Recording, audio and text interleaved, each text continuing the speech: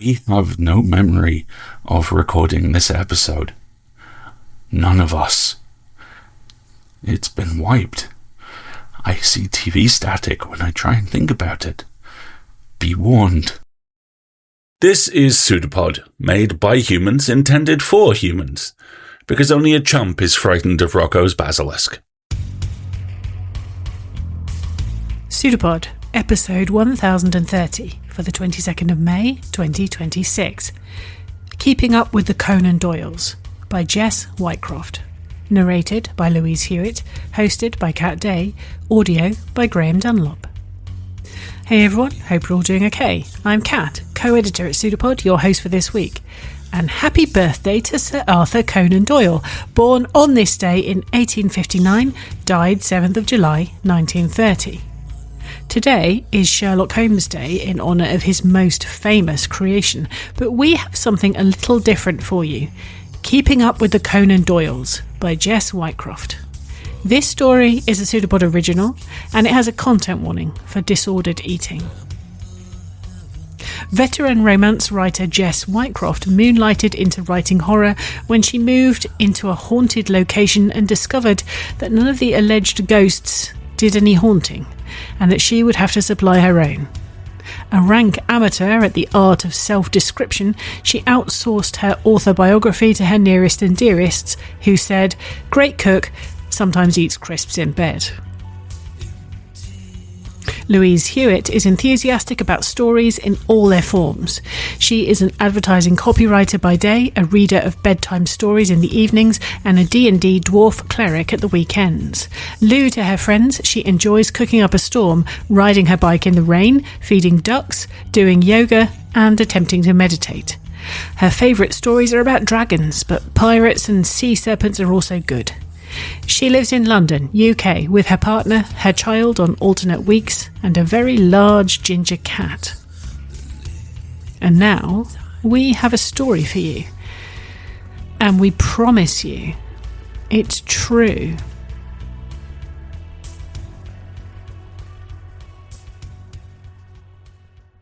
Keeping Up with the Conan Doyles by Jess Whitecroft. Narrated by Louise Hewitt. From the Journals of the Society for Psychical Research. Interview with Angela Patterson, housekeeper of Lantham Hall. Present at the last séance of Neville Worth. 14th of August, 1956. You want me to talk about the last séance?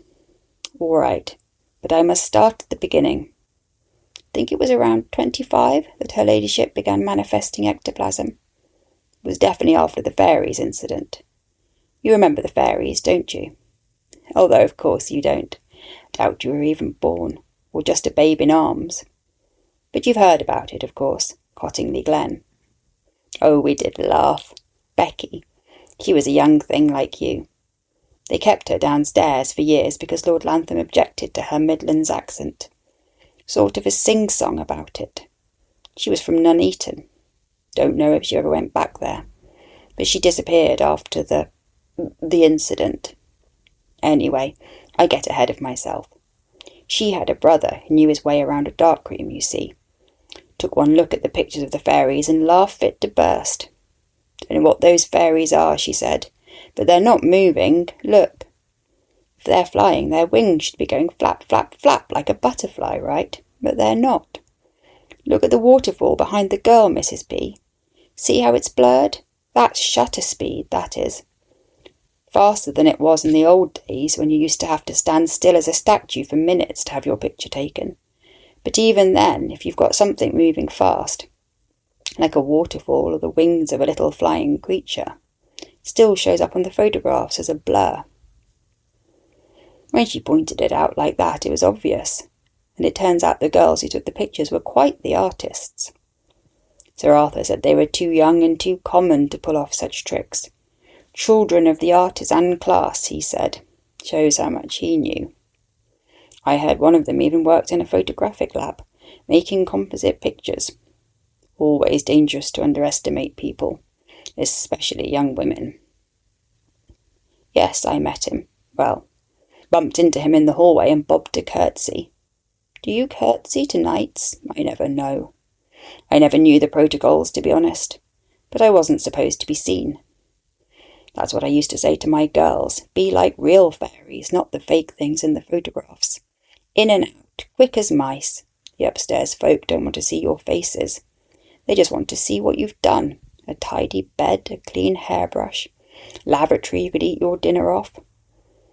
Spotless, so they can take it for granted. No, I didn't really know Sir Arthur, although his influence was everywhere. I met his wife a few times, though, before. Well, like I said, I mustn't get ahead of myself. She was a talent, that one. God-given knack of telling a man what he wanted to hear. Marvellous manager of her husband. When Sir Arthur took to the séance room, she followed, became a vessel for ghosts, or a ghost, a Babylonian seer named Phineas. He was her spirit guide, or so she said, and he used to advise Sir Arthur, using her as the medium. He was full of wisdom, that Phineas, handed out all sorts of advice, although not always tasteful in my opinion. Mauve is not a colour I would have picked out for a dining room, but there. Phineas said it was a very spiritual colour. He was very specific on domestic arrangements, if you catch my drift. Not only did he determine the interior design choices, but he personally picked out the house himself, lovely spot in the heart of the New Forest. He also said the children should have a dog to further their spiritual development, and that golden retrievers were the best breed suited to this purpose. Like I say, she was a genius at managing her husband. And obviously she passed on some advice to her ladyship, Lady Lantham, because it was round about that time that Dr. Magari appeared, another spirit guide, this time an Italian from Florence, where he'd lived and died at the time of Dante. He gave good advice, too, including a recipe for tomato sauce. Now, the cook thought that was curious, because of course there were no tomatoes in Florence at the time of Dante. But there, I expect Dr. Magari picked it up in the afterlife, along with a taste for profanity in a Venetian dialect. Yes, Venetian. I'm no expert, of course, but my grandmother was from Tuscany. Back in the day, I spent time with her ladyship in Venice. I was a lady's maid in those days, before I rose to the giddy ranks of housekeeper, long before Becky showed up with her needle. That girl was a genius too, though you wouldn't have known it to look at her. Snub nose, flat feet, dull hair, rather fat. They tried to make her Rebecca when they promoted her upstairs, but it wouldn't stick. She was a natural-born Becky, and there was nothing that could be done about it. Sharp as her needle and quiet as a church mouse. Before her there'd been a French girl, all eyelashes and accent, but she had to go. No, not sure why exactly, but probably what you'd guess. And it didn't help her case that she couldn't sew a straight hem any more than she could fly. Now Becky, on the other hand, there was a talent. Her Italian was authentic. Italian hemstitch, that is. Tiny little crisscross on the back, invisible dots on the front. Oh, and silk, my word. Don't think there were couturiers in Paris who could roll a hem as smooth and tight as hers. She showed me once. Rule of 3, Mrs. P, she said. 3 stitches at a time. Some people do it in 5s, but you're more likely to muck it up that way. See? She'd sew these 3 tiny chevrons along the edge of the hem, on fabric so fine you'd think it had been woven by spiders. Up and down, just catching the edge of the silk. Then pull and whoosh, the hem would roll in itself like magic. No sign that a needle had even touched it, except for a line of dotted stitches so small you wouldn't even have seen them if you hadn't known to look. There was a kind of witchcraft to it. Nothing so ostentatious as talking to the dead or oozing ectoplasm all over the drawing room, of course. But it's there in the everyday if you care to look. In a woman muttering as she stirs the soup widdershins or a tightly furled hem. Ah, but the ectoplasm, yes. That's what you're here for, isn't it? You want to know what happened that night. And Mr. Worth. Funny story attached to that, actually. But I should get to him in his own time. Now, let me see. The ectoplasm definitely came after Dr. Magari first appeared on the scene. Remember, because it was around the time it escalated into a sort of, well, keeping up with the Joneses, I suppose. Only in this case the Joneses were dead Babylonians and paper fairies. Everyone was doing it, a knock-knock here, a table tip there. No furniture was safe. And then there were the apports, of course, the ghostly flowers and such appearing apparently from nowhere in the séance room. The local florists made a fortune. Wasn't a darkened room in the county that wasn't awash in violets, and one lady, a marchioness no less, acquired such a rare and exotic spirit guide that she was regularly apporting orchids and frangipani. Can you imagine? No, dear. Bless your heart. Nobody noticed. You'd think a marquis combs through his wife's accounts and notices they're suddenly spending a king's ransom on orchids. No, the husbands just took it as a given that their wives spent money and carried on, doing whatever they did, being head of the household, whatever that involved. Not much that I could tell, but there. I was only the housekeeper. I didn't have their schooling, their university education. I came to the hall as a girl of 13, child of the artisan class, same as Becky, though obviously she was younger than me. Different generation, blighted generation. She was born in the thick of it, 1916. Her father was already out of it by then, gassed at Ypres. Friendly fire, though I don't know how poison gas can ever be friendly. And there were 6 children at home in the end. Well, 6 that survived. Her dad lived till 22 with ruined lungs and a pittance for a pension. Becky told me that when he died, her mother made a scene at the funeral. She was supposed to be consoled, you see, that their tiny pension had now increased to a widow's pension. But instead she tore the flag off her husband's coffin and tossed the coins in the gutter. Where the F were you when we were 8 bodies living on pigeons' eggs and porridge? I remember the words because Becky didn't pull any punches with her mother's foul mouth. Besides, if you asked me, she was right. Perfectly justified. And I remember Becky telling me about the slap she got at the funeral when she cried. Her oldest brother cracked her round the face and said, "None of that blarting now, Arbex. Time to grow up." She came to us a couple of weeks later, not much older than I'd been when I first came up to the hall. Tossed out of the classroom at 14 because she'd learned enough to earn a crust. Not really fair when you think about it. Not for a girl with that head on her shoulders. Noticed from the get-go that she learned faster than some of the others, but some of the other staff was slower to catch on. I remember the hall porter, Albert his name was, ribbing her for reading books at dinner. "Didn't know you read literature, Becky," he said, turning up the end of his nose with his fingertip. Because she was deep in Northanger Abbey, you see. I suppose he thought she should be reading magazines, or nothing at all. "I read lots of things," she said, and ignored him. Like I say, sensible girl. Him, not so much. Silly boy, always chasing skirt or dropping his cigarette ends at the back doors for everyone else to sweep up. And then he tried to drag me into it, the nitwit. "Mrs. P," he said, "why is Becky allowed to read books at the tables? Bad manners, you said."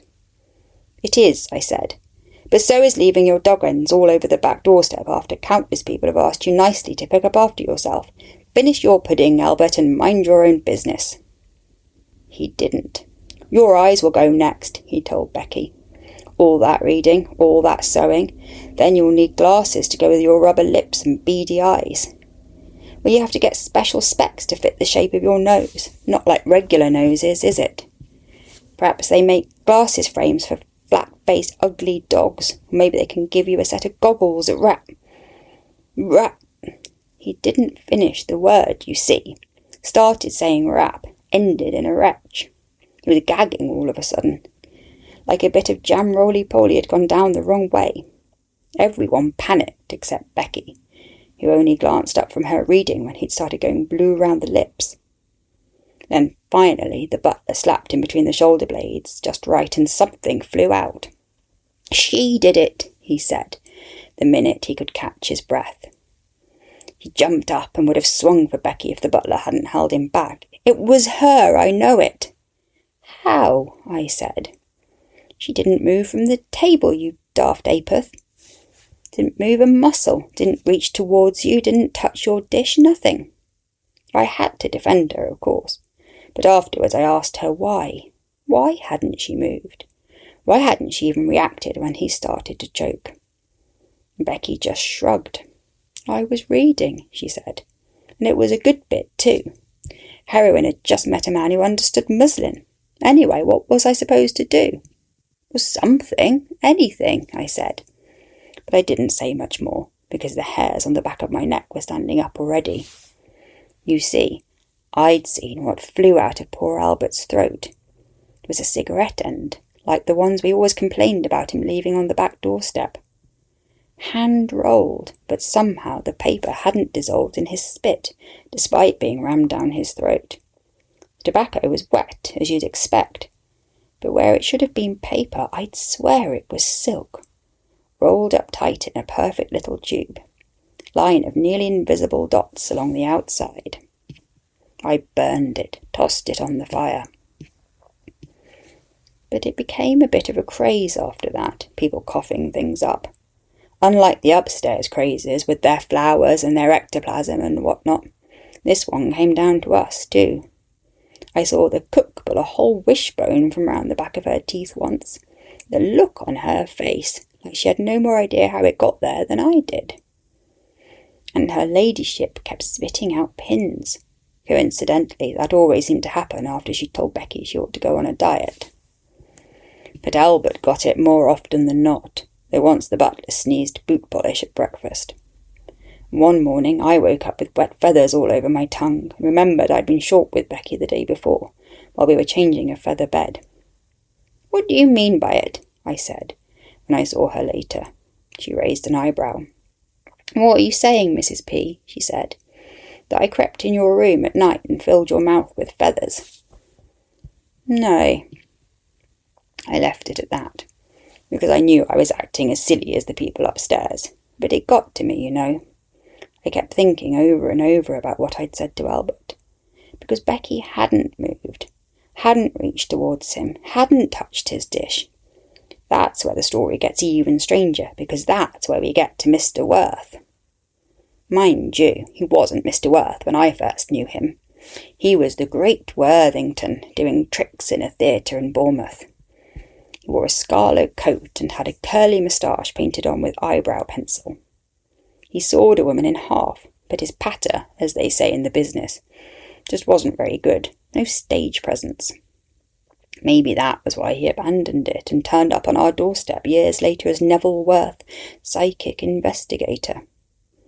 Of course, you know about the hauntings he was involved with, don't you? That place in Suffolk where the wine glasses used to levitate at dinner. It's easily done by a conjurer who knows his onions, or her onions. Anyway, I thought of him, and how Becky hadn't moved, hadn't reached towards Albert before he choked on that thing that looked like a rolled-up cigarette, and I got to thinking, what if she had moved, but nobody saw it? A distraction, a sleight of hand, that's all it takes, and goodness knows we were quite the music hall in those days. Now, where have I got to? Ah, yes, the ectoplasm that brought Mr. Worth to us. It was new, you see, and shocking. Likely to get in the papers, and Neville Worth never met a headline about himself he didn't want to take to bed and cuddle. I only saw it once myself, the ectoplasm. Or twice if you count the night. Didn't seem decent to me. I was shocked. I think I still had it in my head somewhere that the people upstairs were my betters, no matter how childish I thought their games were. I indulged them because they were like children to me. Helpless things that wouldn't know how to feed themselves or sew on a button. That's why they had us, after all. I was upstairs the first time, adjusting the spirit cabinet, or so they called it. No kind of cabinet I'd have put crockery in, but it was only to shield her ladyship from view when she was in her trance, grunting and groaning in a very unsavoury way. They rested a curtain rod across the corner of the room, propped on the lips of the picture rail, and hung from it a long velvet curtain. The curtain was too long, his lordship said. He wanted everyone to be able to see the medium's feet, so they could be sure she wasn't moving around in there. So I went up with Becky to pin it. I was kneeling on the floor, I remember, and I'd run out of pins, so I held out my hand for another and said, "Pass me a pin, Becky." Only it wasn't Becky standing behind me, was it? It was her ladyship, and the pin that landed in my palm was flecked with blood. "Oh," I said, and saw the blood on her lips too.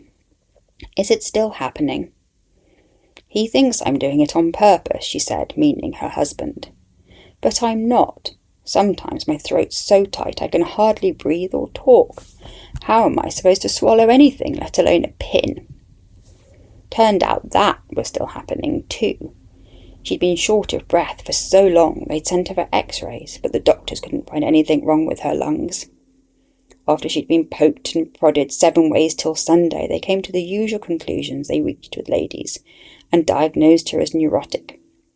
A hysterical stricture of the throat muscles, apparently, though I did wonder. I kept thinking of that silk cigarette end I tossed on the fire. Looked at Becky differently. Her ladyship seemed to take personal offence at Becky's fatness, reminding her she was an upstairs maid now, and that she'd do well to make at least some effort to look grateful. Every time Becky so much as mentioned food, her ladyship would incinerate her with a look, and Becky would raise that eyebrow. But there, I'm being as silly as they were. And this is what I mean, the foolishness of it all. I didn't get to talk any longer with her ladyship, because right then Becky swooped in to dress her, and thank goodness she did, because her ladyship was in nothing but a kimono. I remember thinking, she's not going to be sitting in front of those men in the nude, is she? And no, she wasn't. It was worse. Becky sewed her into her seance dress every time, you see. Tight black satin like a coat of paint. You could see every detail of her figure. They said it was to rule out trickery, but it wasn't. Come on now. We both know what it was really about, don't we? She had to hobble into that cabinet because her dress was so tight, and as she hobbled I saw the men's eyes light up. No, not light up exactly. It was more like a glitter in their eyes, oily, predatory, like snakes waiting for an opportunity to strike. I heard one whisper, "Has she been searched?" and the other said, "Yes, rectum and vagina," just like that. Oh, I wanted to slap them all for the dirty little children they were. Yes, it was childish what they were doing, but it was also quite disgusting. Doubly disgusting because they were pretending it was for science and not for cheap thrills. These were men with titles, doctorates, so many degrees you'd have needed a paper mill to print them all. And yet here they were, playing doctor like mucky-minded kids in the woods. And these were my betters? No, I don't think so. I'd like to tell you that the ectoplasm was astounding, but it really wasn't. Yes, I saw white shapes moving in the muddy red dark. Red because they had a red light in the seance room, in case those snake-eyed men weren't already satisfied with the impression the skin-tight satin conveyed, I suppose. But spirits and spectres? No. I just saw a woman doing funny voices in the dark while something, probably cheesecloth or muslin, slithered out from under her nose and rose up into the air. Nothing you couldn't have done with a broom handle or a judiciously applied length of clothesline. Dr. Magari talked a good deal of mangled Italian. Something that looked like a dead baby appeared and spoke in a piping little voice that was about as convincing as Groucho Marx's moustache. And Becky? Well, Becky was somewhere in the room. I know she hadn't left, after she finished stitching up Lady Lantham. Although I hesitated to ask too many questions in case my throat sealed up, or I caught myself literally spitting feathers again. But ask I did when I found her later. "Why did you stay sitting in the seance, Becky?" I said, and she laughed. "Oh, I'm just here to help, Mrs. P," she said. "That's me, the help." Again, I hesitated to ask. I wouldn't have put it past her to arrange cheesecloth in the dark if it served her ladyship's purpose. But of course I didn't say it like that. I minced my words a lot more in those days. That's one of the pleasures of being old, you know. You can say exactly what you think and people just pat you on the head and say, "Never mind, Grandma." I think I said something more along the lines of, "You know her ladyship is supposed to produce a psychic phenomenon on her own, don't you?" Becky laughed again. "Please," she said. "We both know if they had to do anything on their own, they'd either starve or drown in their own filth, whichever came first." "Watch your tongue, miss," I said. "They pay your wages." And I swear she cackled that time. "Yes, and aren't I flush," she said, fairly rolling in it. We always thought she had socialist leanings, that girl. And she was quite right in her own way. Lady Lantham could never have come up with all of that on her own. I knew enough Italian to know that Dr. Megari's was mostly borrowed from gondoliers and whoever had waited on her table at the Lido. And there never would have been a Dr. Megari in the first place if Lady Doyle hadn't kicked off the craze with What's-His-Face the Babylonian. She wasn't a bad woman, her ladyship. She was just bored and unoriginal. They never really had to think, you see. They don't, those types. When you have everything handed to you on a platter from birth, it makes sense that you don't have to think much. You don't have to walk around the market adding figures in your head so you won't be humiliated when you have to pay. You don't have to think about how to store the leftovers, mend the clothes, or keep water from coming in the back door when it rains too hard. It's all done for you. So you never have to do those daily mental exercises that keep your brain limber. But brains want activity. It's just their nature. Brain needs exercise. Maybe that was the point of all the raps and taps and cheesecloth. Something to think about. Something to do. Well, I don't know. I dare say they all had their reasons. With some it was grief, others faith, and some, I think, were simply bored out of their rich little minds. Neville Worth, ha! I refer you to my previous answer. He wanted fame, that one. Fame, money, and attention. No, I couldn't stand him. Maybe it was because I'd first seen him sawing a woman in half in Bournemouth. But there was always an end of the peerness about him, you know. Real carnival barker, that one. When he turned up at our door, he'd swapped the scarlet coat for a tweed one, and had leather patches on his elbows, perhaps to blunt their sharpness. He smoked a pipe constantly, reeked of it, wore a pair of wire-rimmed glasses the better to peer over them when he was interviewing people. He interviewed us all, starting with his lordship, and got straight to the point. "Does your wife have any confederates?" he asked. I was lurking just round the corner, you see, pretending to arrange some gladiola I had arranged 10 minutes ago. "Any accomplices who could help her produce the effects in the séance room? Do hope you don't mind me asking, but I have to be thorough." "That's why you're here, Mr. Worth," said his lordship. "To clear up any allegations of cheating. And no associates. Only her lady's maid who sews her into her séance dress. Doubt she'd have anything to do with it. She's from Nuneaton, after all." "Ah, I see," said Mr. Worth. Like that explained everything. "I had no idea Nuneaton was such a notorious intellectual void, did you?" "No, well, I never went to university." He talked differently to us downstairs. He whipped out a set of photographs of a medium with ectoplasm flowing from her mouth. Asked us if we'd ever seen anything like it. I said no, of course not, but he pressed me. "Take a long, hard look again, Mrs. Patterson," he said, "because there might be more to this woman than meets the eye. It's my theory she's able to swallow and regurgitate extraordinary quantities of muslin as a result of an abnormality of the throat." I looked him straight in the eye and asked him if he was trying to imply that her ladyship was part pelican. He balked a bit at that and looked over his glasses at me. "This is a very serious investigation," he said. "If you continue to make fun of me, I'm inclined to suspect you're part of the mischief." "Suspect what you like," I said. "I've never had any truck with this nonsense, and neither should you. Her ladyship has never swallowed so much as a swatch of muslin in her life.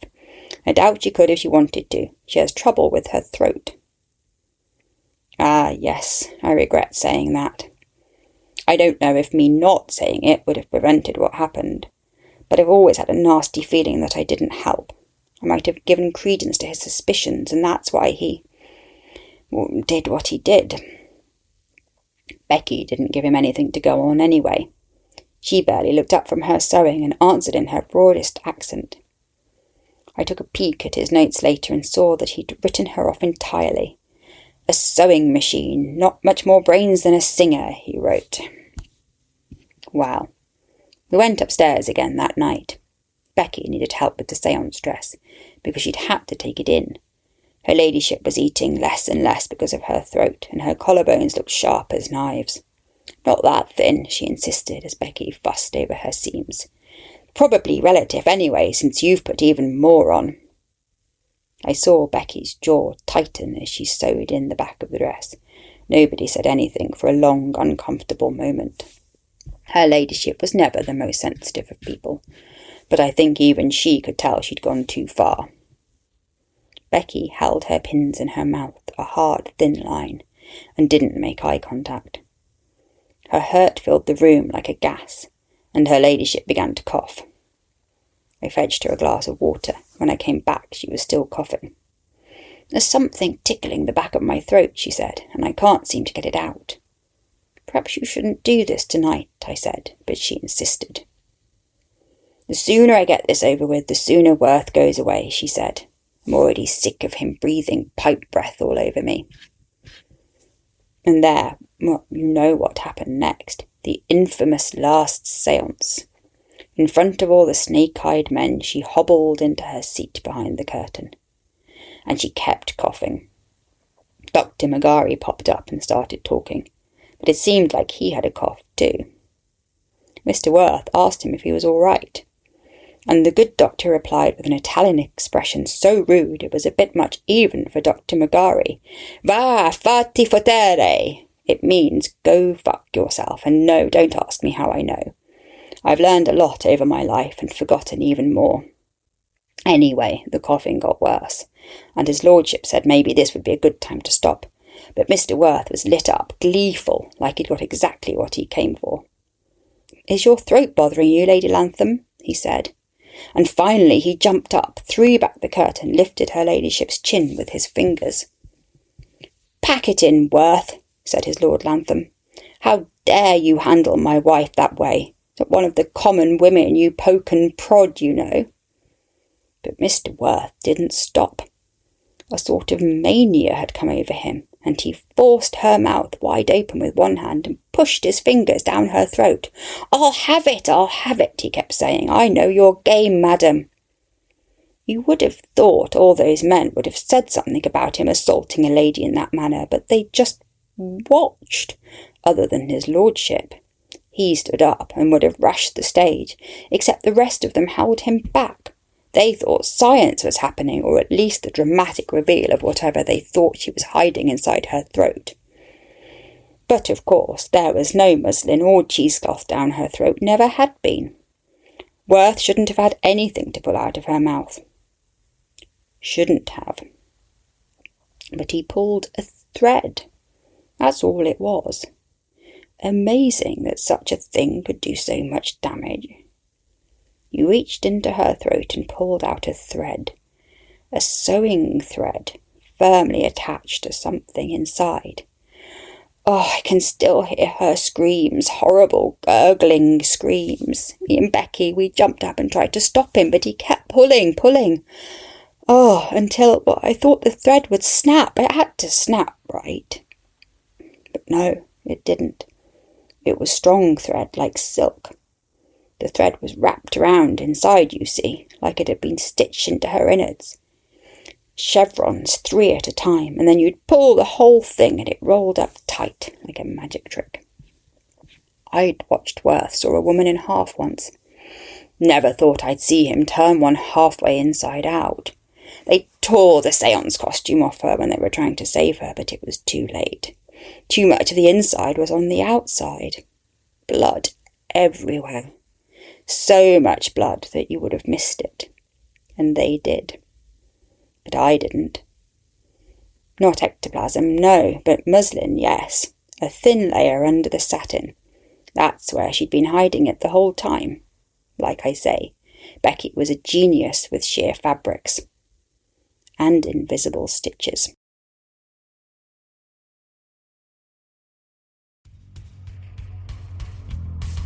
Well done. You survived another story. What did you think of Keeping Up with the Conan Doyles by Jess Whitecroft? If you're a Patreon subscriber, we encourage you to head over to our Discord channel and tell us. We might think the ideas of misinformation and fake news have only really proliferated in our information age, but there have always been pieces of information that we think we know, but which are nonsense, or which, at the most, contain a nanoparticle of truth wrapped up in misunderstandings and exaggeration. Indeed, this is such a common phenomenon, there's even a word for it in the English language: factoid, first coined in 1973. The beautiful irony of this being that many people, if asked, will probably tell you that factoid means a small piece of information and not, as is the actual case, a piece of unreliable information, often false or unsubstantiated, that is repeated so frequently in print or media that it becomes accepted as fact. One story along these lines is that of the Cottingley fairies. "Here," someone will say, "did you know that these two little girls cut some pictures of fairies out of a book, took photos of them, and convinced that bloke who wrote Sherlock Holmes that fairies really existed? People believed what they saw in photos in those days, you know." So, those little girls.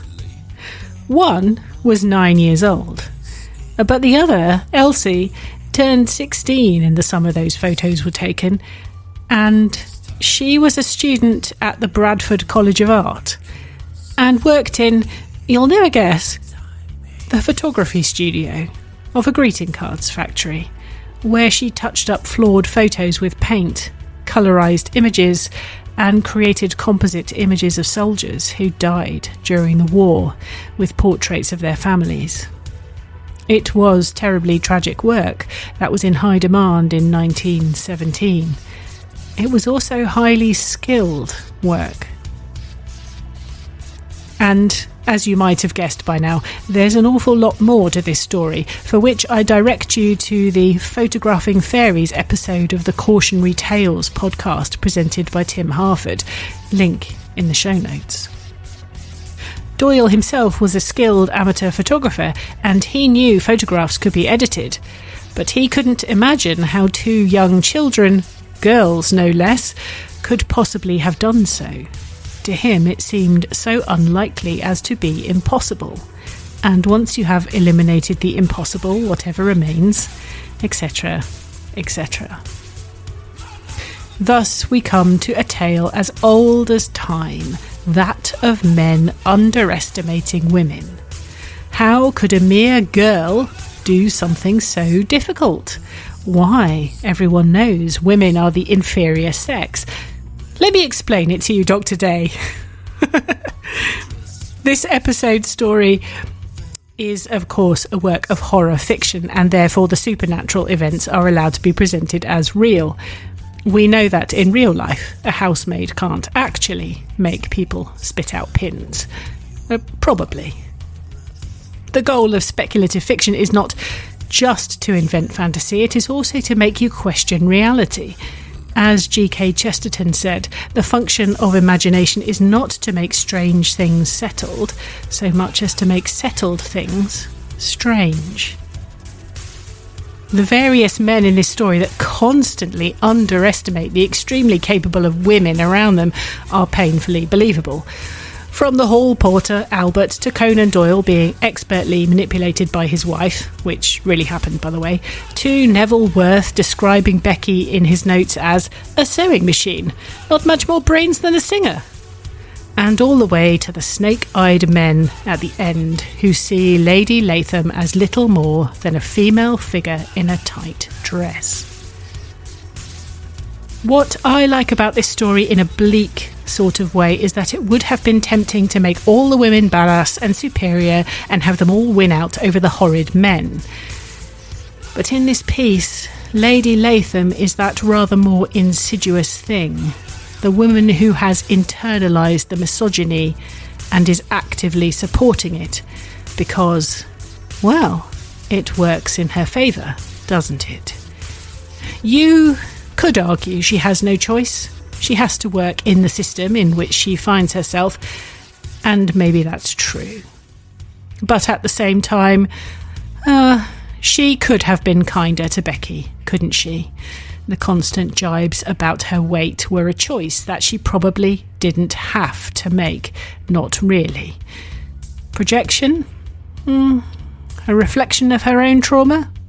Again, maybe, and again, a few seconds' thought might have turned her from cruelty to empathy, but she didn't take those seconds.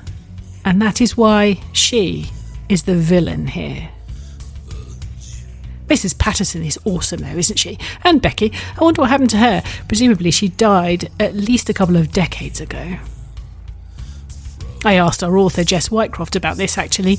She said she thought Becky's haunting a sewing box somewhere, whispering to some seamstress who's had enough of bridezillas. You don't have to put up with this, you know. And I said, well, there you are. There's your next story. Awesome work. Thank you, everyone. Now onto the subject of subscribing and support. We're a non-profit, part of the Escape Artists Foundation, which has been a leader in our industry for 20 years, pioneering submissions-based, short, speculative fiction podcasting.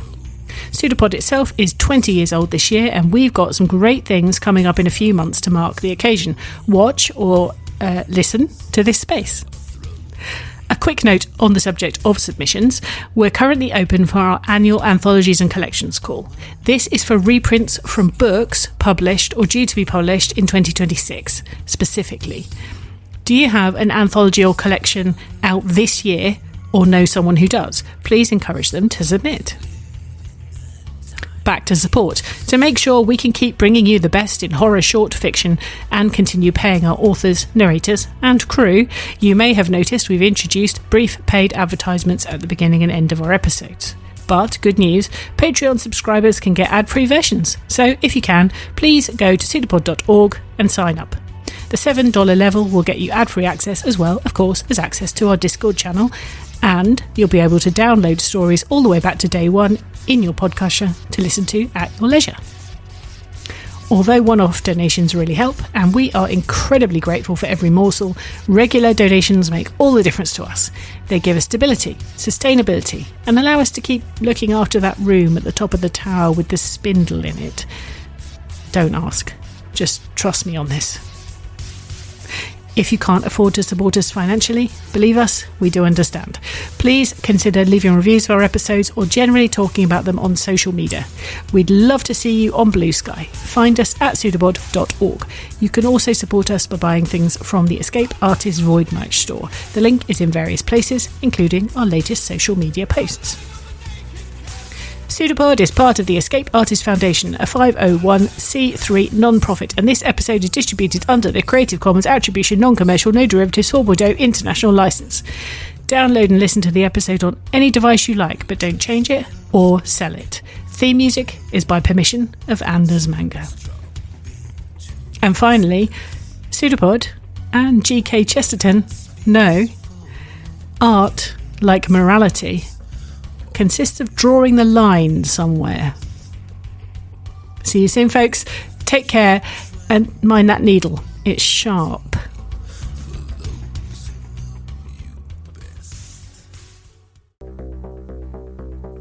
When you listen to a narrator or let yourself go into a story, you are letting yourself go into the car of a stranger.